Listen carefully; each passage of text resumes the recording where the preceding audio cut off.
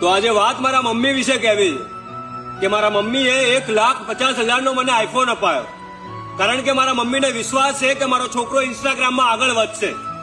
મારા પપ્પાએ આખી જિંદગી દારૂ પીધો, સાથે મારા ભાઈએ પણ હવે મારા મમ્મીની છેલ્લી આશા મારા ઉપર જ છે. હું તમારો દિલથી આભાર માનું છું કે તમે મને ફોલો કર્યો, પણ આ બધું ક્રેડિટ હું મારા મમ્મીને આપવા માંગુ છું. કારણ કે સાહેબ, ઘરમાં ખાવાના પૈસા નતા, પણ મારા મમ્મીએ વ્યાજવા પૈસા લઈને મને આઈફોન અપાયો. આ વાત હું તમને એટલા માટે કહું છું કારણ કે માં કહેવાય, પણ અમુક મા બાપ એવા છે જે પોતાના સંતાનને ખાલી પગાર અને પૈસાથી આશા રાખે છે. પણ મારે એવા મા બાપને કહેવું છે કે જો તમારા સંતાનને અંદર ટેલેન્ટ દેખાય તો એને સપોર્ટ કરો, કારણ કે તમારું જીવન ટૂંકું થઈ રહ્યું છે તો તમારા સંતાનનું જીવન આગળ બહુ જ અઘરું આવી રહ્યું છે. પણ હા, આજે મને તમારા સપોર્ટની બહુ જ જરૂર છે, કારણ કે જે માએ મારા પાછળ 1,50,000 ખર્ચ્યા ને એને હું કરોડો રૂપિયા પાછા આપવા માંગુ છું. જે માં સાડીનો ભાવ પૂછીને બહાર નીકળી ગઈ ને એ માને હું એ સાડી પહેરાવવા માંગુ છું.